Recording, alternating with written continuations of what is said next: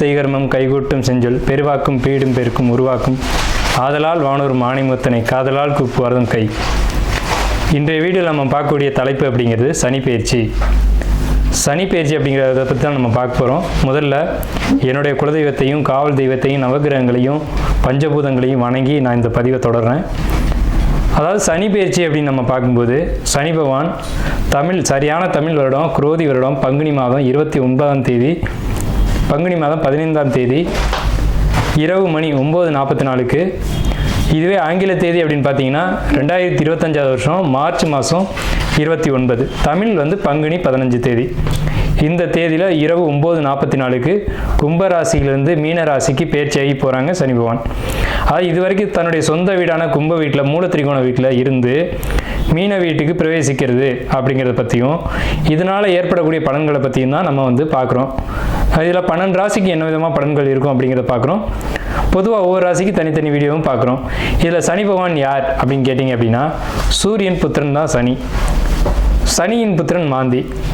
அதாவது சனியின் புத்திரன் மாந்தி அல்லது குளிகன்னு சொல்லுவாங்க. இதில் சனியினுடைய நிலை அமைப்பு என்ன அப்படின்னு கேட்டிங்கன்னா சனி மேற்கு திசைக்கு அதிபதி, மேற்கு திக்குக்கு அதிபதி. சூரியன் கிழக்க உதித்து மேற்கு மறைகிறாங்க. அதுக்கு நேர் எதிராக இருக்கக்கூடிய பிளானட் யாருன்னு கேட்டிங்கன்னா சனி பகவான். அதாவது 12 ராசிகளில் காலபுருஷனுக்கு 7ஆம் வீடுன்னு சொல்லக்கூடிய துலாம் வீட்டில் உச்சமடையக்கூடியவரும் மேஷத்தில் நீச்சமடையக்கூடியவருமான இந்த சனி பகவான் இருள் கிரகம் என்றும் நீதி கிரகம் என்றும் நீதி பாரபட்சமற்ற நீதிவான் அப்படின்னு நம்ம பார்க்குறோம். அதாவது ஒரு நீதிபதி என்ன பண்ணுறாங்க அப்படின்னா தவறுகளை விசாரித்து மரண தண்டனையாக இருக்கலாம், ஆயுள் தண்டனையாக இருக்கலாம், தங்களுடைய உணர்வுகளுக்கு அப்பாற்பட்டு நீதி வழங்குறாங்க. அந்த ஒரு தன்மையில் தான் சனி பகவான் அப்படின்ற ஒரு கிரகம் அமைப்பு அப்படிங்கிறது இருக்குது. அவருக்கு ஈவு இரக்கம் அப்படிங்கிறதுலாம் கிடையாது அப்படின்ற அச்சம் மக்களிடையே நிறைய இருக்குது. அப்படிலாம் கிடையாது. ஒரு தனிப்பட்ட ஒரு நபருடைய ஜாதகத்தில் ஏற்பட்டிருக்கக்கூடிய கர்ம வினைகள் என்ன அப்படின்னு பார்த்துட்டு அதுக்கான சரியான பலாபலன்கள் என்ன அப்படிங்கிறத கொடுக்கறதுல சனி பகவான் சரியான ஒரு நிலையில் இருக்கிறாரு அப்படிங்கிறதுனால தான் நம்ம அவரை நீதிமான் அப்படின்னு சொல்கிறோம். அவருக்கு வச்சிருக்க பேர் ஒரு சரியான பேர் தான். இவர் மேஷத்தில் நீச்சமடைகிறார் அப்படிங்கிறதுனால மேசராசிக்காரங்களை பாதிக்க மாட்டார் அப்படின்ற ஒரு கருத்தும் இருக்குது. இந்த 12 ராசிகளில் முதலாவது ராசியில் தான் சனி பகவான் நீச்சமடைகிறாரு. சனி பகவான் பொறுத்த வரைக்கும் மேற்கு திக்கில் தான் பலம் அதிகம். அதாவது மேற்கு திக்கு அப்படின்னு பார்க்கும்போது மிதுனம் துலாம் கும்பம் மேற்கு திசை. இதில் கும்பராசியில் திக்பலம் அடைகிறாங்க. ஒரு ஜாதகத்தில் 7ஆம் வீட்டில் சனி பகவான் நிற்கும்போது அந்த சனி பகவானுக்கு 7ஆம் வீடு மேற்கு வீடு அப்படின்னு பேர். அங்கே திக்பலம் அப்படின்ற ஒரு அமைப்பில் பலம் அடைகிறாங்க சனி பகவான். இப்படிப்பட்ட சனி பகவான் மக்களிடையே ஒரு தவறான கருத்து இருக்குது. சனி ஒரு இருள் கிரகம், சனி பகவான் ஒரு துன்பங்களை மட்டும் தரக்கூடிய ஒரு கிரகம். 2.5 ஆண்டு, அதாவது மொத்தம் 7.5 ஆண்டுகள் அவருக்கு துன்பம் கொடுக்கறதுக்கு மட்டுமே அதிகாரம் கொடுத்து வச்சிருக்காங்க அப்படின்ற மாதிரிலாம் இருக்காங்க. அந்த மாதிரிலாம் கிடையாது. நவ கிரகங்கள் அப்படின்னு எடுத்துக்கிட்டாலுமே ஒவ்வொரு கிரகமும் ஒவ்வொரு பணிகளை செய்வாங்க. அதில் 9 கிரகமும் இணைஞ்சால் மட்டும்தான் ஒரு பலன் அப்படிங்கிறது கிடைக்கும். அதில் சனி பகவானுடைய பங்கு அப்படிங்கிறது ஒரு சிறப்பான ஒரு இடத்துல இருக்கும். இதில் நம்ம பார்க்குறது சனி பெயர்ச்சிக்கான பலன்கள். சனி பெயர்ச்சி 2025, 2025லேருந்து 2027 வரைக்கும் இந்த 2.5 ஆண்டு காலகட்டம், அதாவது 2.5 சொல்கிறோம். 2.5 ஆண்டு காலகட்டம் மீன ராசியில் பயிற்சி ஆகக்கூடிய இந்த சனி பகவான் மீன ராசிக்கு சனி பகவான் பயிற்சி ஆகிறாங்க. இதே சமயத்தில் அந்த வீட்டு அதிபதியான குரு பகவான் தன்னுடைய வீட்டுக்கு 4ஆம் வீடான மிதுனத்தில் தன்னுடைய சொந்த ராசி நட்சத்திரத்திலேயே பிரவேசிப்பாங்க. அதாவது குரு பகவானுக்கு 3 நட்சத்திரங்கள் கொடுக்கப்பட்டிருக்கு ஜோதிட சாஸ்திரத்தில். அதில் புனர்பூச நட்சத்திரத்தில் பிரவேசிப்பாங்க. சனி பகவான் தன்னுடைய சொந்த நட்சத்திரமான உத்திரட்டாதி நட்சத்திரத்தில் பயணிக்கும் போது குரு பகவான் தன்னுடைய சொந்த நட்சத்திரமான புனர்பூசத்தில் பிரவேசிப்பாங்க. ஆகையால் இந்த சனி பெயர்ச்சி அப்படிங்கிறது ரொம்பவும் ரொம்பவும் உத்தமமான பலன்களை மக்களுக்கு, பொதுமக்களுக்கு, வணிகம் செய்யக்கூடியவங்களுக்கு, தொழில்துறையில் இருக்கக்கூடியவங்களுக்கு, குருமார்களுக்கு, ஆன்மீகத்துறை சம்பந்தப்பட்டவங்களுக்கு, ஆன்மீகத்தில் இருக்கக்கூடியவங்களுக்கு, பொது சேவையில் ஈடுபடக்கூடியவங்களுக்கு, பொது காரியங்கள், அதாவது இறை காரியங்கள் இதிலெல்லாம் ஈடுபடக்கூடியவங்களுக்கு இந்த 2.5 ஆண்டு காலகட்டமும் ரொம்ப சிறப்பான உன்னதமான உத்தமமான பலன்களை இந்த சனி பகவான் கொடுக்க காத்துக்கிட்டு இருக்காங்க. அப்படி தான் இந்த கிரக நிலைகள் அப்படிங்கிறது அமைஞ்சிருக்கு. சனி பகவான் மட்டும் வச்சுக்கிட்டு நம்ம ஒரு பெயர்ச்சி பலன்களை சொல்ல முடியாது. சனி பகவான் மற்ற வருட கிரகங்கள்னு சொல்லக்கூடிய குரு பகவான், ராகு, கேது இவங்களுடைய பேச்சின் அடிப்படையில் தான் தன்னுடைய பலன்களை முழுமையாக ஒரு ராசி கொடுப்பாங்க. இதில் நற்பலன்களை ஏற்படுத்தக்கூடிய ராசி அமைப்பு இந்த கோச்சார ரீதியில் அப்படின்னு பார்க்கும்போது ரிஷபம், கடகம், துலாம், மகரம், மற்றும் கன்னி இந்த 6 வீடுகளுக்கும் மிகவும் உன்னதமான பலன்களையும், மற்ற 6 ராசிகளான மேஷம், மிதுனம், சிம்மம், விருச்சிகத்துக்கு கூட நல்ல பலன்களை செய்யும். அதில் துலாமுக்கு மட்டும் வந்து ரொம்ப உத்தமமான பலன்களை செய்யும் அப்படி சொல்ல முடியாது. ஆனால் விருச்சிக ராசிக்கு அதிக நட்பலன்களை தரும், மகரத்துக்கு உன்னத பலன்களை தரும், கும்பத்துக்கு இதுவரைக்கும் இருந்த கஷ்டங்கள் குறைஞ்சி இனி நல்ல ஒரு காலகட்டம் அப்படிங்கிறது இந்த சனி பெயர்ச்சியில் உங்களுக்கு வந்து கண்டிப்பாக கிடைக்கும். இந்த 6 ராசிகளுக்கு, அதாவது மேஷ ராசிக்கு துன்பம் அப்படின்னு எடுத்துட்டா கூட ரிஷப ராசிக்கு நல்லா இருக்கு, கடக ராசிக்கு நல்லா இருக்கு, துலா ராசிக்கு காட்டிலும் விருச்சிக ராசிக்கு நல்லா இருக்கு, கன்னி ராசிக்கு நல்லா இருக்கு, மகர ராசிக்கு நல்லா இருக்கு. இந்த 6 ராசிகளுக்கு நட்பலன்களும், மற்ற 6 ராசிகளுக்கு பெரிய கெடுதல் இல்லை அப்படின்ற ஒரு நல்ல வார்த்தையை சொல்லி நம்ம வந்து வீடியோக்குள்ளே போகலாம். கார்த்திகை 1ஆம் பாதமான மேச ராசிக்காரங்களே, உங்களுக்கு ஒரு எச்சரிக்கை, கோபம் எந்த இடத்துல வேண்டாம். ஏன்னா கார்த்திகை வந்து முருகன் பிறந்த நட்சத்திரம். முருகன் யுத்த கடவுள், யுத்தத்துக்காக படைக்கப்பட்ட கடவுள் வந்து முருகன். ஏன்னா முருகன் வந்து அசுரர்களை அழிக்க முடியாமல் யுத்தத்துக்காக படைக்கப்பட்ட கடவுள் முருகன். அதை வந்து ஒரு கார்த்திகை நட்சத்திரத்தன்று படிக்கிறாங்க முருகனை. ஸோ உங்களுக்குள்ள அந்த வேகம், ஜுவாலை வந்து அக்னி தான் கார்த்திகையினுடைய ஒரு அக்னி வந்து கார்த்திகையினுடைய அம்சம். அப்போ உங்களுக்குள்ள ஒரு கோப அனல் வந்து எரிஞ்சுக்கிட்டே இருக்கும். அப்போ கோபங்களை நீங்கள் கட்டுப்படுத்தணும். ஆனால் சாந்தத்தில் உங்களை மாதிரி சாந்தம் கிடையாது, வேகத்தில் உங்களை மாதிரி வேகம் கிடையாது. எப்போவுமே வேகமாக போகிறாங்க அப்படின்னா அங்கே ஒரு பிரச்சனை காத்துட்ருக்கும். ஒரு பொறுமையாக நிதானமாக போகக்கூடியவங்க, ஒரு வாகனத்திலே எடுத்துக்குவோம், பொறுமையாக நிதானமாக போகக்கூடியவங்க ஒரு பெரிய விபத்துக்களை தவிர்த்துக்கலாம். ஆனால் இதை ஃபாஸ்ட்டாக போனாங்கன்னா சின்ன விபத்து கூட பெரிய காயத்தை ஏற்படுத்திடும். ஸோ இந்த தன்மை தான் கார்த்திகை 1க்கு இருக்குது அப்படின்றதுனால இந்த சனி பெயர்ச்சி விரையச்சனி காலகட்டங்களில் பெரிய ஆபத்துக்கள் இல்லை. ஆனால் நீங்கள் ஏற்படுத்திக்காதீங்க.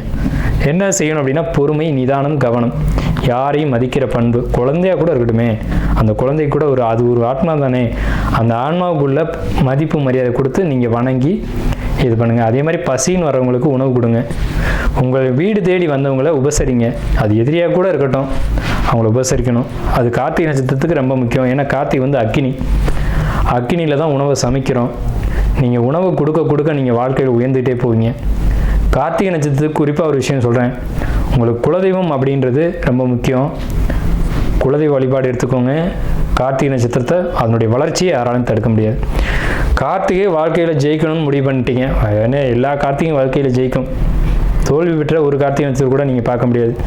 ஆனால் கார்த்திகை நட்சத்திரம் எப்போ ஜெயிக்கும் அப்படின்னா வாழ்க்கையினுடைய பின்பகுதி அப்படிங்கிறது தான் அந்த நட்சத்திரத்துக்கு உண்டான ஒரு அமைப்பு. ஆனால் நீங்கள் இளமையிலே ஜெயிக்கணும் அப்படின்னு நீங்கள் நினச்சிங்கன்னா உங்களுடைய குலதெய்வத்தை நீங்கள் வந்து போய் 3 மாதங்களுக்கு ஒரு முறையாவது முடிஞ்ச வரைக்கும் பார்த்துட்டு வரணும். வெளிநாட்டில் இருக்கங்க, என்னால் எப்படிங்க போக முடியும் அப்படின்னு நீங்கள் நினச்சிங்கன்னா நீங்கள் இருக்கிற இடத்துல ஒரு செம்பு தண்ணி எடுத்து வச்சு, தூய்மையான பாத்திரத்தில் ஒரு செம்பு தண்ணி எடுத்து வச்சு ஒரு சூடம் காமிச்சு நீங்கள் ஆத்மார்த்தமாக வணங்குனீங்க அப்படின்னா உங்களுடைய குலதெய்வம் உங்களுக்கு வந்து உங்கள் பின்னாடியே சுற்றும். கார்த்திகை நட்சத்திரத்துக்கு அதான் பெரிய விஷயம்.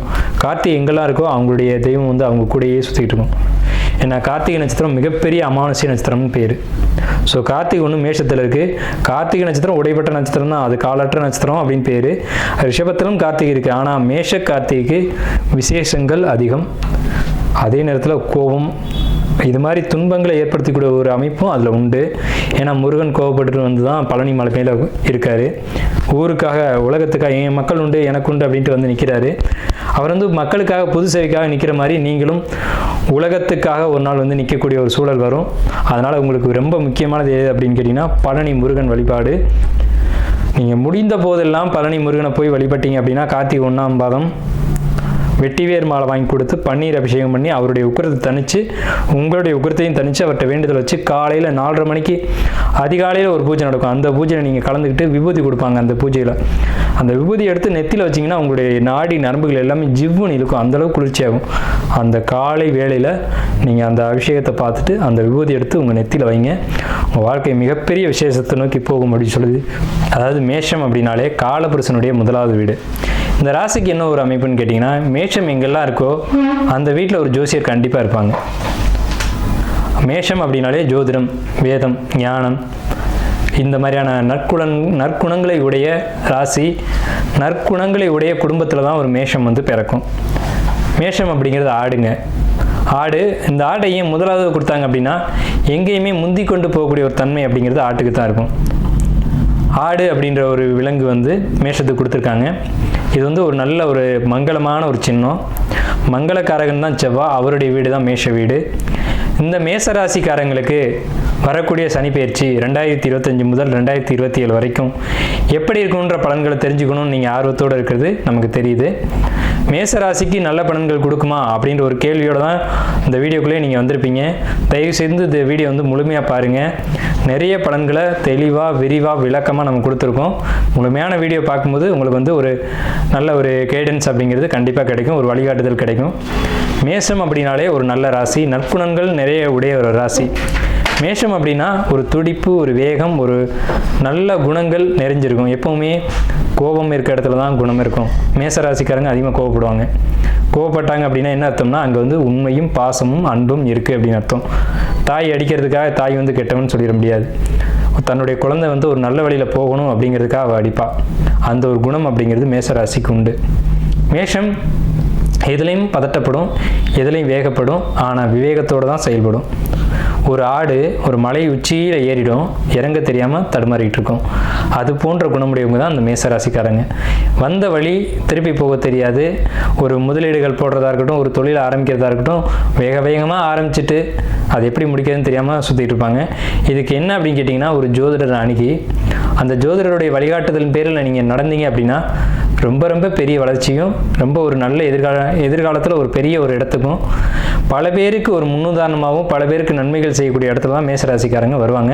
அதுக்கு தேவையான ஒரே ஒரு விஷயம் என்னன்னு கேட்டிங்கன்னா, ஜோதிடருடைய வழிகாட்டுதல். மேஷம் பிறருக்கு செய்யணும், பிறருக்காக பிறந்த பிறப்பு தான் மேஷம். அதாவது பொதுமக்களுக்கு ஒரு தலைவனாக இருக்கக்கூடிய ஒரு அமைப்பு யாருக்கு கிடைக்கும் அப்படின்னு கேட்டிங்கன்னா மேசராசி கிடைக்கும். மேசம் முதலாவது ராசியாக இருக்குது அப்படிங்கிறதுனால இவர்கள் தலைமை தாங்கக்கூடிய இடத்துக்கு வருவாங்க, முதன்மையானவர்களாக வருவாங்க. 40 வயசுக்கு மேலே பொதுமக்களுக்காகவே வாழ வேண்டிய ஒரு அமைப்பு யாருக்கு வரும்னு கேட்டிங்கன்னா மேஷத்துக்கு தான் வரும். அப்போ இது சமுதாயத்துக்கான மனிதர்கள் யாருன்னு கேட்டிங்கன்னா மேஷம்தான். தங்களுடைய குடும்பத்தையும் பார்த்துக்கணும், சமுதாயத்தையும் பார்க்கணும். சமுதாயத்தில் ஏற்படக்கூடிய நல்லது கெட்டதுக்கும் போய்க்கணும், தன்னுடைய குடும்பத்தையும் அனுசரித்து கொண்டு போகணும் அப்படின்ற ஒரு அமைப்பு எந்த ராசிக்கு உண்டு அப்படின்னு கேட்டிங்கன்னா மேசராசிக்கு தான் உண்டு. ஸோ அப்பேற்பட்ட உன்னதமான உத்தமமான ராசி மேசராசி அன்பர்களே, உங்களுக்கு சனிப்பெயர்ச்சி நன்மை செய்யுமா அப்படின்ற ஒரு கேள்வியோடு நீங்கள் இந்த வீடியோக்குள்ளே வந்திருப்பீங்க. நிச்சயமாக சொல்கிறேன், உறுதியாக சொல்கிறேன், உங்களுக்கு சனிப்பெயர்ச்சி நன்மை தான் செய்யும். ஏன் அப்படி சொல்கிறோம் அப்படின்னம்னா, மேசராசிக்கு 2ஆம் வீட்டில் குரு, 6ஆம் வீட்டிலுக்கு கேது, 5ஆம் வீட்டுக்கு பயிற்சி ஆகிறாங்க. மே 14ஆம் தேதி அன்னைக்கு குரு பயிற்சி உங்களுக்கு ரிஷபத்துலேருந்து மிதுனம் அணைக்கும். மே 18ஆம் தேதி அன்னைக்கு கேது கன்னிமனையிலேருந்து சிம்மத்துக்கும் பயிற்சி ஆகிறாங்க. அதே காலகட்டத்தில் உங்களுக்கு பாதகஸ்தானம் சொல்லக்கூடிய கும்பராசியில் ராகு பகவான் பயிற்சியாகி மீனத்திலேருந்து பயிற்சியாகி சனி பகவான் கும்பத்திலேருந்து மீனத்துக்கு போவாங்க, மீனத்தில் இருக்க ராகு பகவான் கும்பத்துக்கு வருவாங்க. இந்த மாதிரியான ஒரு மாற்ற அமைப்புகள் எல்லாமே பார்க்கும்போது உங்களுக்கு கிரக நிலைகள் அப்படின்னு கணிச்சோம் அப்படின்னா, உங்கள் ராசிக்கு விரயஸ்தானத்தில் சனி, ராசிக்கு 3ஆம் இடத்துல குரு, ராசிக்கு 5ஆம் இடத்துல கேது, ராசிக்கு 11ஆம் இடத்துல ராகு. மீண்டும் சொல்கிறேன், ராசியில் உங்களுக்கு ராசிக்கு 12ஆம் வீட்டில் விரயஸ்தானத்தில் சனி பகவான், 3ஆம் இடத்து குரு, 5ஆம் இடத்து கேது, 11ஆம் இடத்து ராகு. இந்த அமைப்புகள் மொத்தமாக நம்ம கவனித்து பார்க்கும்போது வருட கிரகங்கள் இந்த ஒரு அமைப்பில் இருக்கும்போது இந்த வருடத்தை யார் நன்மை செய்வா, யார் கெடுதல் செய்வா அப்படின்னு பார்க்கும்போது இந்த நான் சொன்ன 4 கிரகங்களுமே நன்மை மட்டுமே செய்யும், தீமை செய்ய வாய்ப்புகள் இல்லை. அதாவது மிதுன ராசி அப்படிங்கிறது காலபுருஷனுக்கு 3ஆவது ராசி. குரு பகவான் உங்கள் ராசிக்கு 9க்கும் 12க்கும் உடையவர். 12ஆம் வீட்டு அதிபதி 3ஆம் வீட்டுக்கு வரும்போது மறைவு ஸ்தானாதிபதி மறைவு ஸ்தானத்துக்கே வருவாங்க. அப்போ இந்த அமைப்புக்கு பேர் விபரீத ராஜயோகம் அப்படின்னு பேர். விபரீத ராஜயோகம்னா என்னன்னு கேட்டிங்கன்னா, திடீர் அதிர்ஷ்டங்களையும் திடீர் தனவரவையும் எதிர்பார்க்காத ஒரு சொத்து உங்களை தேடி வரும், ஆனால் அது உங்களுடைய சொத்தாக இருக்கும். ஸோ இந்த ஆண்டு தொடக்கமே ஒரு தனவரவோடு உங்களுக்கு தொடங்கும். அப்போ திடீர்னு ஒரு பண வரவு வருது அப்படின்னா அங்கே தான் நீங்கள் கவனமாக இருக்கணும். அந்த பணம் எந்த வழியில் வருது, எந்த வழியில் செலவு பண்ணணும் அப்படின்ற ஒரு விஷயத்தில் திட்டமிடல் தேவை. அதாவது குடும்பத்தில் ஒரு தேவை இருக்கும், அந்த தேவைக்கு ஏற்ப பணமும் உங்களுக்கு தேடி வரும். 2வது விஷயம், உங்கள் ராசிக்கு 5ஆம் இடத்துல பயிற்சியாளருடைய கேது நன்மை செய்யுமா தீமை செய்யுமான்ற ஒரு கேள்வி, 7.5 சனி, விரயச்சனி அப்படிங்கிற ஒரு பயம், இதெல்லாம் உங்களுக்குள்ளே இருக்கிறது தெரியுது. கண்டிப்பான முறையில் 5ஆம் இடம்ன்றது காதல் ராசி அப்படின்னு பேர். இப்போ மேச ராசிக்கு காதல் குடும்ப அமைப்பு எப்படி இருக்கும் அப்படிங்கிறத நம்ம கணிப்போம். குடும்பம் அப்படிங்கிறது 2ஆம் இடம். 2ஆம் இடத்துல கேது குரு பகவான் இவ்வளவு காலகட்டங்களாக வக்ர நிலையில் இருந்தாங்க. இதனால் குடும்பத்துக்குள்ளே வெளியில் சொல்ல முடியாத பிரச்சனைகள், ஏகப்பட்ட பிரச்சனைகள் போயிட்டு இருந்திருக்கும். அதாவது குடும்ப பிரச்சனை வெளியில் சொல்ல முடியாது. அதாவது சிலர் இருப்பாங்க, கணவனுக்கும் மனைவிக்கும் பிரச்சனையாக இருக்கும், அதை 3வது நபர்கிட்ட போய் சொல்லிகிட்டு இருப்பாங்க. மனைவி கணவனை விட்டுட்டு இன்னொருத்தட்ட போய் சொல்லிட்டு இருப்பாங்க. இது தவறான ஒரு விஷயம். அப்படி தான் இந்த கடந்த காலகட்டங்களுடைய வலி வேதனைகளை மனசுக்குள்ளே வச்சுக்கிட்டு யார்கிட்ட சொல்லுவோம், எப்படி சொல்லுவோம்னு தெரியாமல் தவிச்சிட்டு இருப்பீங்க. ஆனால் இந்த குரு பயிற்சியில் உங்களுடைய வாழ்க்கை துணைகிட்ட நீங்கள் மனம் விட்டு பேசி அந்த பிரச்சனைகளை தீர்ப்பீங்க. ஸோ இது பெரிய பாசிட்டிவான ஒரு விஷயம். கணவன் மனைவி தான் உறவுகளுக்குள்ளே சிறந்த உறவு அப்படிங்கிறது. எல்லா உறவுகளும் வரும் போகும். ஆனால் கணவன் மனைவி ஒரு வாழ்க்கையில் இணைஞ்சிட்டாங்க அப்படின்னா பிரிவது கிடையாது. வாழ்க்கை முழுவதும் அவங்க அவங்களோடையே பயணிக்கக்கூடிய ஒரு உறவு தான் கணவன் மனைவி உறவு. அதனால தான் தாலின்ற ஒரு கான்செப்டை நம்மளுடைய கலாச்சாரத்தில் கொண்டு வராங்க. 2வது மோதிரம்ன்ற ஒரு கான்செப்டுக்குள்ளேயே மிகப்பெரிய ரகசியங்கள் ஒழிஞ்சிருக்கு. ஏன் மோதிர விரலில் மோதிரம் போடுறாங்க அப்படின்றத நீங்கள் சிந்திச்சு பார்த்தீங்கன்னா அதுக்கான விளக்கங்கள் உங்களுக்கு புரியும். எல்லா விரல்களையும் இணைச்சா பிரிக்க முடியாது, ஆனால் பிரிச்சுக்கலாம். ஆனால் மோதிர விரல் மட்டும் இணைச்சா பிரிக்க முடியாது அப்படின்ற ஒரு கான்செப்ட் விரலில் இருக்குது. அதனால தான் சில மதங்களில் விரலில் மோதிரம் போடுறாங்க. ஏன்னா பிரியாத உறவு அப்படிங்கிறதுக்கு அதான் உதாரணம். 2வது உங்களுடைய குறைகளை மனைவி புரிஞ்சுக்கிட்டு அவங்க உங்களுக்கு ஏற்ற மாதிரி நடந்துக்கிறதா இருக்கட்டும், மனைவியை புரிஞ்சுக்கிட்டு கணவன் நடந்துக்கிறதா இருக்கட்டும். இந்த மேசராசிக்கு இந்த சனி பயிற்சியில் இது நடக்கும். இந்த சனி பயிற்சியிலேருந்து இது நடக்கும். விரயஸ்தானத்தில் வந்துக்கூடிய சனி பகவான் விரயத்தை கொடுப்பாரா அப்படின்னு கேட்டிங்கன்னா கண்டிப்பாக விரயத்தை கொடுப்பார். விரயம் அப்படின்ற சொல்லுக்குள்ளே ஒரு அழகான விஷயம் அடங்கியிருக்கு. சுப விரயம் அசுப விரயம் அப்படின்ட்டு. சுப விரயமும் விரயம் தான், அசுப விரயமும் விரயம் தான். இதில் நடக்க போகிறது சுப விரயமா அசுப விரயமா? இதுதான் உங்களுடைய கேள்வி. சுப கிரகங்களுடைய தொடர்பு ஏற்படும் போது சுப விரயங்களும், அசுப கிரகங்களுடைய தொடர்பு ஏற்படும் போது அசுப விரயமும் ஏற்படும். அதில் இந்த 7 சனி தொடங்கக்கூடிய இந்த விரயச்சனியானது மேசத்துக்கு சுப விரயங்களாக தொடங்குது. ஏன்னா அந்த சனி பகவான் வரக்கூடியது மீனராசின்ற சுபர் வீட்டில். நல்லா புரிஞ்சுக்கணும். அந்த 7 சனி தொடங்கக்கூடிய மீனராசியானது மேசத்துக்கு மீனம்ன்றது சுபர் வீட்டில். அந்த வீடு கொடுத்த குரு பகவானும் 3ஆம் இடம்ன்ற விரைத ராஜயோக அமைப்புலையும் தன்னுடைய சொந்த நட்சத்திரத்திலையும் ஏறுறாங்க. இந்த 7 சனி பயிற்சி ஆகும்போது குரு பகவான் நிற்கிற நட்சத்திரம் பார்த்தீங்கன்னா புனர்பூச நட்சத்திரம். ஸோ இந்த அமைப்பு அப்படிங்கிறது சுப விரயத்தை கொடுக்கும். கணவன் மனைவியிடையே ஒரு கருத்து வேறுபாடுகள் இருந்தாலும் ஒரு நிகழ்ச்சி ஒரு ஃபங்க்ஷன் நீங்கள் நடத்தும் போது அதில் மனக்கசப்புகள் தீர்ந்து எல்லாரும் ஒற்றுமையாக சேர்ந்து வாழக்கூடிய ஒரு அமைப்பு அப்படிங்கிறது மேஷத்துக்கு கிடைக்கும். இதில் மேஷத்துக்கு ஒரு அற்புதமான விஷயம் என்னென்னு கேட்டிங்கன்னா, இந்த சுபவிரயம்னு சொன்னோம் இல்லைங்களா, கோயில் கட்டக்கூடிய அமைப்பு இந்த மேஷத்துக்கு இந்த ஆண்டு 2025 உருவாகும். கோயில் கட்டுறதுன்றது சாதாரண விஷயம் இல்லைங்க. கோடி கோடியாக பணம் வச்சுருப்பாங்க, அவங்களால கோயில் கட்ட முடியாது. ஆனால் மேஷத்துக்கு இந்த 2025 சனி பயிற்சி ஆலயங்கள் கட்டக்கூடிய ஒரு அற்புதமான ஒரு யோகத்தை கொடுக்கும். அதாவது ஒரு பழமொழி சொல்லுவாங்க, ஊர் கூடி தான் தேர் இழுக்கணும் அப்படின்ற மாதிரியான ஒரு அமைப்பு. அப்போ இந்த தலைவன் அப்படின்ற அமைப்பு தான் மேசராசினுடைய அமைப்பு. குடும்பம் காதல் உறவு எப்படி இருக்கும் அப்படின்னு கேட்டிங்கன்னா, குடும்ப உறவை பற்றி நம்ம நிறைய பேசணும்.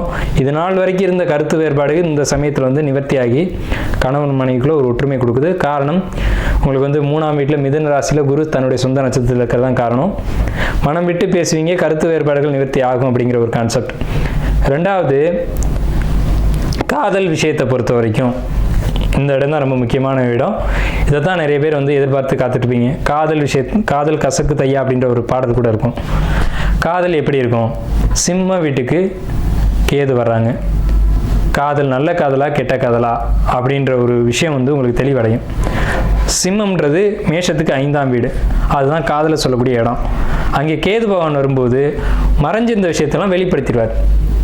2 காதலர்களுக்கிடையே இருந்த ஒரு விஷயம், மறைவாக வச்சுருந்த ஒரு விஷயம் வெளிப்படையாக பேசுகிறீங்க. அப்போ வெளிப்படையாக பேசினா என்னாகும்? ஒன்று இது செட் ஆகும் ஆகாதுன்ற ஒரு முடிவுக்கு வருவீங்க. காதல் ஒரு தெளிவான முடிவுக்கு வரும். இந்த பந்தம் நமக்கு தேவை அல்லது தேவையில்லை அப்படின்ற ஒரு முடிவுக்கு வருவீங்க. நல்ல உறவாக இருந்தால் எடுத்துக்க போகிறீங்க, ஆகாதுன்னு தெரிஞ்சால் விலக போகிறீங்க. அது இதுக்கு முன்னாடி உங்களுக்கு காதலில் சில கசப்புகள் மேசராசிக்கு கடந்த காலகட்டங்களில் வந்தது உண்மைதான், இல்லைன்னு மறுக்க முடியாது. உங்களுடைய ஜாதக அடிப்படையில் அதாவது லவ்வில் ஒரு தெளிவான ஒரு அக்செப்டன்ஸ் கிடைக்காமையோ அல்லது உங்கள்கிட்ட ஒரு உண்மை இல்லாத தன்மையில் அவங்க நடந்துட்டு இருப்பாங்க. அந்த ஸ்பவுஸ் அப்படின்றவங்க அதில் ஒரு உண்மைத்தன்மை, அவங்களுக்கு உங்களை பற்றின ஒரு உண்மைத்தன்மை தெரிஞ்சு, இதில் மேசம்னாவே உண்மையை நடக்கக்கூடியவங்க, நேர்மையை நடக்கக்கூடியவங்க. அதனால் அடிக்கடி கோவம் வரும். அதனால் மேஷத்திட்ட யாருமே அட்டாச் ஆக முடியாது. அப்படி அட்டாச் ஆகுறாங்க அப்படின்னா அவங்க நீண்ட காலம் உங்கள் கூட பயணிப்பாங்கன்னு அர்த்தம். செவ்வாய் கோப கிரகம், வேக கிரகம். பட்டுன்னு கோவப்பட்டு பட்டுன்னு வார்த்தைகளை விட்டுரும். அது யார் உங்கள் கூட நீண்ட நாள் பயணிக்க முடியும் அப்படின்னு கேட்டிங்கன்னா, உங்களை பற்றி முழுமையாக தெரிந்தவர்கள், உங்களுடைய குணம், உங்களுடைய அந்த எண்ணங்கள், சிந்தனைகள் தெரிஞ்சவங்க மட்டும்தான் காலம் முழுக்க பயணிக்கக்கூடியவங்க. அப்போ சிம்ம மனையில் கேது வரும்போது தேவையில்லாத காதலாக இருந்தால் முறிச்சு விட்டுடும். அது சரியான காதலாக இருந்தால் அவங்க கடைசி வரைக்கும் உங்கள் கூட வருவாங்க. அதாவது உங்களுடைய காதலுக்காக நீங்கள் காத்துக்கிட்டு இருந்தீங்க, உங்கள் காதலை வெளிப்படுத்திட்டு காத்துட்டு இருக்கக்கூடிய காதலர்களுக்கு ஒரு அக்செப்டன்ஸ் கிடைக்கும் அப்படின்னு தான் நம்ம இங்கே சொல்கிறோம். இந்த காதல் வலிமை அடையுமா அல்லது இந்த காதல் முறியுமா அப்படின்ற ஒரு காலகட்டம் வந்து தெளிவான முடிவுக்கு வரக்கூடிய காலகட்டம் வந்து உண்மையான காதலர்களுக்கு சிறப்பான ஒரு ஆண்டாக இந்த சனி பயிற்சி அமையுது 2025. 2025 உங்களுக்கு கும்பத்தில் வரக்கூடிய ராகு பகவான் கம்யூனிகேஷன், அதாவது கம்யூனிகேஷன் அப்படின்னா என்னங்க, அதாவது ஒரு ஐடி ஃபீல்டில் இருக்கவங்க, இந்த ஜாப்பில் இருக்கக்கூடியவங்களுக்கெல்லாம் தொழில், வேலை, உத்தியோகம் அப்படின்னு பார்க்கும்போது ரொம்ப ஒரு சிறப்பான ஒரு அமைப்பு. ஏன்னா கும்பராசி தான் தகவல் தொழில்நுட்ப ராசின்னு பேர். இங்கே இருக்க தகவலை வெளியில் சொல்கிறதுக்கும் வெளியில் இருக்க தகவலை இங்கே கொண்டு வரதுக்கும் கும்பராசி தான் தொடர்புகளை ஏற்படுத்தும். கோயில், கோபுர கலசம் பேர் கும்பத்துக்கு. அப்போ இந்த இடத்துக்கு ராகு வரும்போது வெளிநாட்டு தொடர்புகள், வெளிநாட்டுக்கு போகணும்னு காத்துட்டு இருக்கக்கூடியவங்களுக்கு வெளிநாட்டு தொடர்புகள் கிடைக்கும். அதே சமயத்தில் உங்களுக்கு வந்துட்டு 9ஆம் இடத்த திசை நடக்கிறவங்களோ 12ஆம் இடத்த திசை நடக்கிறவங்களுக்கோ வெளிநாடு போகக்கூடிய மேசராசி நண்பர்களுக்கு கண்டிப்பாக நீங்கள் காத்துக்கிட்டு இருந்த வாய்ப்பு, தொழில், உத்தியோகம், உயர்வு அப்படிங்கிறதெல்லாம் நிச்சயமாக கிடைக்கும். அதில் எந்த விதமான மாற்று கருத்துக்கும் இடமில்லை. அதே நேரத்தில் உங்களுக்கு வந்து கம்யூனிகேஷன் ப்ராப்ளம், நீங்கள் சொல்கிறது ஒன்று சொல்லுவீங்க, அடுத்து அது வந்து சம்மந்தப்பட்ட நபர்கிட்ட வந்து வேறு மாதிரியாக போகும். அந்த மாதிரியான பிரச்சனைகள் இனி இருக்காது. இனிமேல் நீங்கள் என்ன கம்யூனிகேட் பண்ணணும்னு நினைக்கிறீங்களோ அந்த சரியான ஒரு வெளிப்படுத்தல் வந்து உங்களுக்கு இருக்கும். சரியாக அது இடைப்பட்ட நபர்கள் திரித்தல் அப்படிங்கிறதுலாம் இனி மேசராசிக்கு இருக்காது. அதே சமயத்தில் வேலையில் இருக்கக்கூடியவங்களுக்கு நல்ல ஒரு ப்ரொமோஷன் கிடைக்குமா அப்படின்னு கேட்டிங்கன்னா கண்டிப்பாக கிடைக்கும். இன்க்ரிமெண்ட் கிடைக்குமானா கண்டிப்பாக கிடைக்கும். இதே சமயத்தில் பெண்களால் மேசராசிக்காரங்களுக்கு துன்பம் ஏற்படக்கூடிய காலகட்டம் தான் இந்த சனி பயிற்சி காலகட்டம். ஆண்களாக இருக்கும் பட்சத்தில் நீங்கள் பெண்கள் விஷயங்களில் வந்து ரொம்ப எச்சரிக்கையாக இருக்கணும். நீங்கள் வேலை செய்யக்கூடிய இடத்துல, உத்தியோகம் பண்ணக்கூடிய இடத்துல ஒரு லேடிஸ் இருக்காங்க அப்படின்னா அவங்ககிட்ட ரொம்ப கண்ணியமாக நடந்துக்கணும். எப்போவுமே மேஷம் வந்து ரொம்ப கண்ணியமாக நடந்துக்கூடிய ஒரு அமைப்பு உள்ளவங்க தான். அதே சமயத்தில் அவங்களுடைய போக்கு என்ன, அவங்க எப்படி நடந்துக்கிறாங்க, அவங்க நம்மளை வெறுக்கிறாங்களா இல்லை நம்ம இருக்கிறது அவங்களுக்கு ஏதாவது இடையூறாக இருக்கா அப்படின்றத பார்த்து அதுக்கேற்ற மாதிரி நீங்கள் வந்து உங்களுடைய வேலைகளை செஞ்சுட்டு வரணும். அவங்க வந்து உங்களுக்கு உங்களை வந்து அவங்க ஒரு போட்டியாக கூட நினைக்கலாம். இவர் இருக்கிறது வந்து நமக்கு தொந்தரவாக இருக்கே, நமக்கு கிடைக்க வேண்டிய இன்க்ரிமெண்ட்டோ ப்ரொமோஷனோ அவருக்கு கிடைக்குது, அவர் இருக்கிறது நமக்கு தொந்தரவாக இருக்கே அப்படின்னு சொல்லிட்டு உங்கள்கிட்ட வந்து சில தேவையில்லாத இடைஞ்சல்களை கொடுக்கக்கூடிய ஒரு காலகட்டம் தான் இந்த காலகட்டம். அதுக்கு என்ன பரிகாரம் அப்படின்னு கேட்டிங்கன்னா, பொறுமை, கவனம், உங்களுடைய வேலையை நீங்கள் பார்க்குறது, அடுத்தவங்க வேலையை நீங்கள் செய்யாதீங்க, அடுத்தவங்களுடைய விஷயங்களை நீங்கள் தலையிடாதீங்க, அடுத்தவங்களை பற்றி நீங்கள் கமெண்ட் அடிக்காதீங்க. மேசராசிக்கு நான் கொடுக்கக்கூடிய பரிகாரம் அப்படின்னு கேட்டிங்கன்னா, நீங்கள் உண்டு, உங்கள் வேலை உண்டு, உங்களுடைய பணி உண்டு, அதோடு போயிட்டே இருக்கணும். அடுத்தவங்க வேலையில் தலையிடுறதோ, அடுத்தவங்களை பற்றி பேசுகிறதோ, பொறுமை இல்லாமல் ஒரு இடத்த விட்டு வெளியில் வர்றதோ இருக்கக்கூடாது இந்த காலகட்டங்களில். பொறுமை வந்து சனியினுடைய அமைப்பு. சனி காத்திருக்கக்கூடியவர். ராகு பகவானும் சனியினுடைய காரத்துவம் என்னன்னு கேட்டிங்கன்னா காத்திருத்தல், காலம் வரும் வரை காத்திருத்தல் வந்து சனியினுடைய காரத்துவம். அதை கையில் பிடிச்சிக்கிட்டீங்க அப்படின்னா உங்களுக்கு தேவையான வளர்ச்சியை சனி பகவான் கொடுத்துருவார். அதுவும் மேஷத்துக்கு பாதகாதிபதியான சனி பகவான் அவர் வந்து விரைச்சி சாதனத்தில் வரும்போது நீங்கள் காத்திருந்தீங்க அப்படின்னா மட்டும் உங்களுக்கு தேவையான எல்லா யோகங்களும் எப்பவுமே கிடைக்கும். ஆனால் மேஷம் காத்திருக்காத ராசி, இதுதான் உண்மை. இருந்தாலும் என்னுடைய பணி அப்படிங்கிறது, நீங்கள் இந்த காலகட்டத்தில் காத்திருந்தால் நன்மை வரும்னு சொல்லக்கூடியது என்னுடைய வேலை. அதை நான் கரெக்டாக செய்கிறேன். நீங்கள் காத்திருந்தீங்க அப்படின்னா நீங்கள் காத்திருந்ததுக்கான ஒரு நற்பலன் அப்படிங்கிறது நிச்சயமாக கிடைக்கும். நீங்கள் உத்தியோகம் பண்ணக்கூடிய இடத்துல பர்மனெண்ட்டாக நீங்கள் வந்து வேலை செய்யக்கூடிய ஒரு அமைப்பு அப்படிங்கிறது உத்தியோகம் வேலையில் இருக்கக்கூடியவங்களுக்கு நிச்சயமாக கிடைக்கும். ப்ரொமோஷன், இன்க்ரிமெண்ட் கிடைக்கும். அங்கே இருக்க உண்மைத்தன்மையை நான் சொல்லிட்டேன். அதே சமயத்தில் நீங்கள் ஜாப்பில் இருக்கீங்க, அதே ஜாப்பில் இன்னொருத்தருக்கு ப்ரொமோஷன், இன்க்ரிமெண்ட்டு கிடைக்குது அப்படின்னா நீங்கள் பொறுமையாக காத்திருக்கணும். ரெண்டாவது விஷயம், அவங்களுக்காக நீங்கள் ஜாமீன் ஏற்றக்கூடாது. அவங்களுக்கான ஒரு வாரண்டி, கேரண்டி இதெல்லாம் நீங்கள் கொடுக்கக்கூடாது. நீங்கள் உண்டு, உங்கள் வேலை உண்டு, உங்கள் பணி உண்டு அப்படிங்கிறத நான் சொல்லிட்டேன். பொறுமையாக இருக்கணும் அப்படிங்கிறத நம்ம இங்கே வலியுறுத்தி சொல்லியிருக்கோம். அதே நேரத்தில் திருமண வாழ்க்கையை பொறுத்த வரைக்கும் திருமணம் அப்படிங்கிறது ஆயிரங்காலத்து பயிருங்க. குருபகவான் உங்களுக்கு 3ஆம் இடத்துல வந்திருக்காங்க. கண்டிப்பாக நல்ல வரன் அமையுங்க. ஏன்னா 3ஆம் இடத்துல இருக்க குருபகவான் உங்கள் ராசிக்கு 7ஆம் இடத்தை பார்ப்பார். அது அந்த 3ஆம் வீட்டிலேருந்து 5ஆம் வீடு அமையும். லவ் மேரேஜுக்கான சக்ஸஸ்ஃபுல்லான காலகட்டம் இந்த மேச ராசிக்கு. அதே நேரத்தில் வரன் தேடி இருக்கவங்களுக்கு சரியான வரன் சரியான இடத்துலேருந்து வந்து உங்களுக்கு அமையும். அதுக்கு உங்களுடைய பிறப்பு ஜாதகமும் நீங்கள் பார்த்துக்கணும், அதை நீங்கள் பார்த்துக்கோங்க. ஆனால் கோச்சார கிரகங்களுக்குன்னு ஒரு வலிமை உண்டு. கோச்சார கிரகங்கள் கோச்சாரத்தில் சில விஷயங்களை பண்ணி வைக்கிறதுக்கான ஒரு அதிகாரம் உண்டு. அந்த அடிப்படையில் பார்க்கும்போது இந்த சனி பயிற்சியில் உங்களுக்கு திருமணம் நடத்தி வைக்கணும் அப்படின்ற ஒரே தீர்மானத்தோடு தான் சனி பகவான் பயிற்சியாகி மீன ராசிக்கு வர்றாங்க. அதே மாதிரி குடும்ப தெய்வம், குலதெய்வம், இந்த வழிபாட்டில் இருக்கக்கூடியவங்களுக்கு இந்த வழிபாடுகளை பிரேக் பண்ணாமல் நீங்கள் எடுத்து செய்யணும். குலதெய்வம், குடும்ப தெய்வம், இன தெய்வம் இதெல்லாம் எடுத்து நீங்கள் வழிபாடு பண்ணணும். இதில் எந்த ஒரு தடங்கள் தாமதம் இதுக்கு நீங்கள் இடம் கொடுக்கக்கூடாது மேசராசி அன்பர்களே. ஏன் அப்படி சொல்கிறோம், உங்களை அழுத்தி சொல்கிறோம்னா மேசராசிக்கு தான் அந்த தன்மை வரும், மேசராசிக்கு தான் அந்த பொறுப்பு வரும். நீங்கள் தான் எடுத்து நீங்கள் தான் செய்யணுன்ற ஒரு இடம் வரும். அந்த விரேச்சனியாக வரும்போது பலரும் பலதை பேசுவாங்க, அதெல்லாம் காதில் வச்சுக்கூடாது. காதில் வச்சுக்கிட்டீங்க அப்படின்னா பொறுமை இழந்துடுவீங்க. ஏன்னா நீங்கள் பொறுமை இல்லாத ராசிக்காரங்க. பொறுமை இழந்தோம்னு சொன்னால் அந்த காரியத்தை வெற்றிகரமாக செய்ய முடியாது. எப்போவுமே ஒரு தலைமையில் இருக்கிறவங்களுக்கு பொறுமைன்றது ரொம்ப அதிகமாக தேவை. அந்த பொறுமையோட அந்த வழிபாடுகளை எடுத்து செய்யுங்க. கோயில் கட்டக்கூடிய பாக்கியமே உங்களுக்கு உண்டுன்னு நான் சொல்கிறேன். கோயில் கட்டுவீங்க, ஆலய பணிகளை செய்வீங்க. அதே நேரத்தில் உங்களுடைய குலதெய்வம், இன தெய்வம், குடும்ப தெய்வம், இந்த தெய்வங்களுடைய வழிபாடு இந்த டைமில் வந்து உங்களுக்கு வந்து சனி பகவான் மீன ராசிக்கு பயிற்சி ஆகும்போது தான் அது நடக்கும். ஏன்னா குரு அப்படிங்கிறது இறைவன் அர்த்தம். அப்போ இறை வழிபாட்டுக்கான இடத்துக்கு சனி பகவான் வர்றாங்க. அந்த இடத்துக்கு வரும்போது வெளிநாட்டு பயணங்களையும் வெளியூர் பயணங்களையும் உங்களுக்கு அதிகமாக மேசராசிக்கு கொடுக்கும். அதன் மூலமாக யோகங்களையும் யோக பாக்கியங்களையும் கொடுக்கும். அதையும் நீங்கள் வந்து கரெக்டாக செய்யணும். அதே நேரத்தில் இந்த வழிபாடுகளையும் கரெக்டாக செய்யணும். பொறுமை ரொம்ப ரொம்ப ரொம்ப அவசியம் இந்த 7.5 நாட்டு சனி காலகட்டங்களில். திருமண வாழ்க்கை நம்ம சொல்லியாச்சு. மாணவர்களை பொறுத்த வரைக்கும் படிக்கக்கூடிய மாணவர்கள் இப்போ 10th படிக்கிறீங்க, 12th படிக்கிறீங்க, நீட் எக்ஸாம் படிக்கிறீங்க, அல்லது ஒரு மருத்துவராக படிக்கிறீங்க அப்படின்னா ரொம்ப ரொம்ப ரொம்ப பொறுமை தேவை. நீங்கள் படிக்க போன இடத்துல படிப்பை மட்டும்தான் பார்க்கணும். அதை விட்டுட்டு படிப்பை தவிர்த்து மற்ற விஷயங்களை கவனம் செலுத்தக்கூடாது. உங்கள் வேலை என்ன, படிக்க தானே போயிருக்கீங்க, படிப்பை மட்டும் கவனம் செலுத்துங்க. அதே நேரத்தில் பார்ட் டைமாக படிக்கிறவங்களுக்கு ரொம்ப அற்புதமான காலகட்டம். பொறுமையும் நிதானமும் தேவை. புரிஞ்சு படிங்க. ஏன்னா உங்களுக்கு குருபவன் 3ஆம் இடம் தான் மனசு, ஆள் மனசு அப்படிங்கிறது குருபவன்.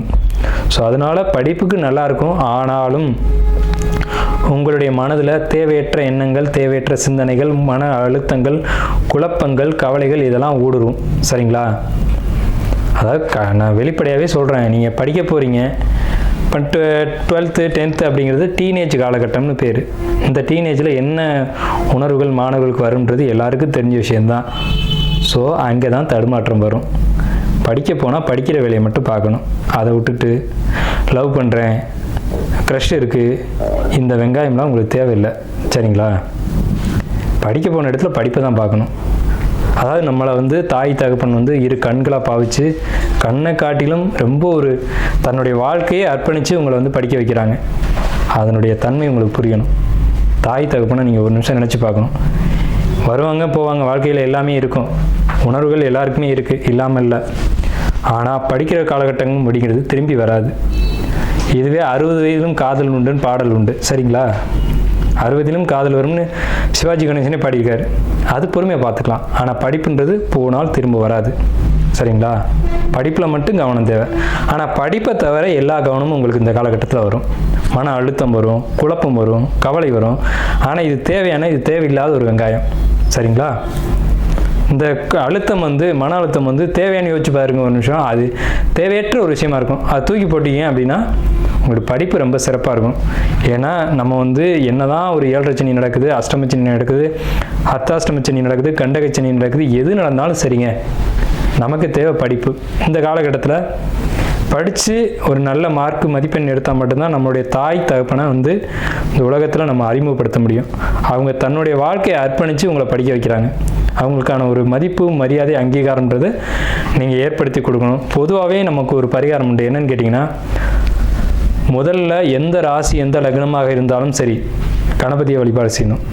தாய் தகப்பனை மதித்து வழிபாடு பண்ணணும். வழிபாடு பண்ணணும்னா அவங்களுக்கு பூஜை கற்பூரம்லாம் காட்டணும் அவசியம் இல்லை. அவங்க மனசு வருத்தப்படாமல் நடந்துக்கணும். இதுதான் பரிகாரம். சரிங்களா? உங்களுடைய எல்லா பிரச்சனைகளும் தீர்க்கக்கூடிய இடம் எதுன்னா தாய் தகப்பன் தான். அதாவது கல்யாணமே நடக்கலைன்னு சொல்கிறீங்க, குழந்தையே இல்லைன்னு சொல்கிறீங்க. மேசராசி மேச லக்னம் மட்டும் இல்லை, எல்லாருக்கும். ஆனால் இதுக்கு மேஷத்துக்கு மட்டும் தான் ரொம்ப அக்யூரேட்டாக பிடிக்கும், நங்குற மாதிரி பாயும். என்னன்னு கேட்டிங்கன்னா, உங்களுடைய தாய் தகப்பனை ஒன்றா நிற்க வச்சு அவங்க காலில் விழுந்து ஒரு ஆசீர்வாதம் வாங்கிட்டு அவங்களுக்கு பாத பூஜை மட்டும் செஞ்சு விடுங்க. கல்யாணம் இல்லையா, நிச்சயமாக கல்யாணம் நடக்கும். அவன் ஜாதகத்தில் சுக்கிரன் நீச்சம், சுக்கிரனே இல்லைன்னு சொன்னாலும் சரி, திருமணம் நடக்கும். அதே நேரத்தில் குழந்தையே இல்லை, குழந்தைக்கான வாய்ப்பே இல்லைன்னு சொன்னாலும் கண்டிப்பாக குழந்தை கிடைக்கும். சரிங்களா? ஜோதிடத்துக்கு அப்பாற்பட்ட விஷயங்கள்னு சில விஷயங்கள் உண்டு. ஜோதிடம் உண்மை. ஜோதிடம் எந்த காலகட்டத்திலும் எழுதின எழுத்து அழியாது. ஆனாலும் சில விஷயங்களுக்கு மாற்றம் உண்டு அப்படிங்கிற அடிப்படையில் இந்த விஷயங்களாக வருது.